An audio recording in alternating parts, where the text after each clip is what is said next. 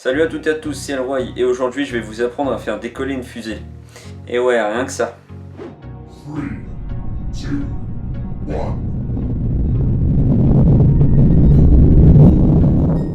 Dans cette vidéo, on va utiliser les logiciels After Effects, Cinema 4D et un plugin pour Cinema 4D qui se nomme Turbulence FD. Turbulence FD est donc un plugin pour Cinema 4D qui va nous servir à créer la fumée. Voici le plan d'origine, mais comme vous pouvez le constater, il bouge. On va donc devoir faire un tracking 3D. Pour ceux qui ne savent pas, le tracking est un procédé récurrent dans le domaine des effets visuels. Il sert à recréer une caméra 3D avec les mêmes mouvements que notre caméra réelle. Pour faire ce tracking, il faut aller dans l'onglet Animation et sélectionner Approche caméra. Par la suite, le tracking s'effectue et on peut maintenant l'exporter vers Cinema 4D.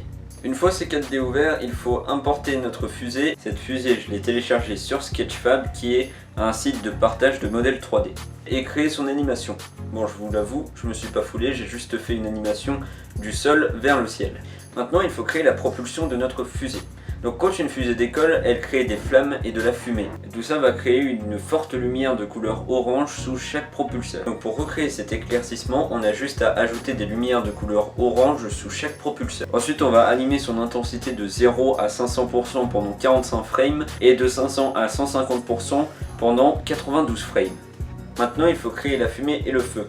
Pour ça, j'ai tout simplement créé des sphères sous chaque propulseur sur lesquelles j'ai appliqué la propriété Turbulence FD émetteur.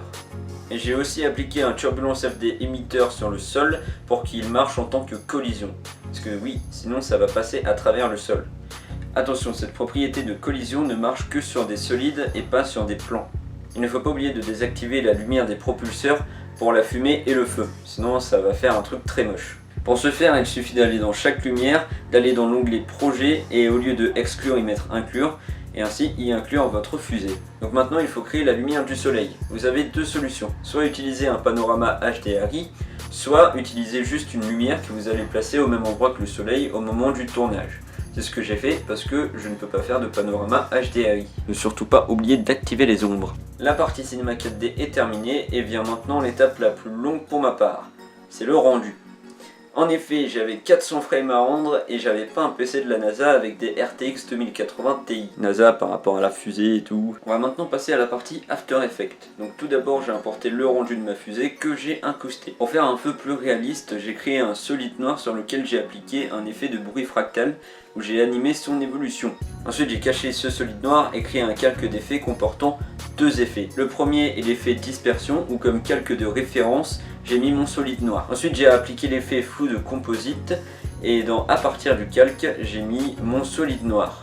J'ai ensuite modifié l'opacité du calque d'effet pour que les effets n'apparaissent que quand il y a le feu. Et donc maintenant, on a un effet de feu beaucoup plus réaliste. Ensuite, j'ai fait la colorimétrie de ma scène et l'effet est terminé. Et maintenant, vous savez faire décoller des fusées. Donc si cette vidéo t'a plu, n'hésite pas à liker, t'abonner et commenter. Et je vous dis ciao à toutes et à tous.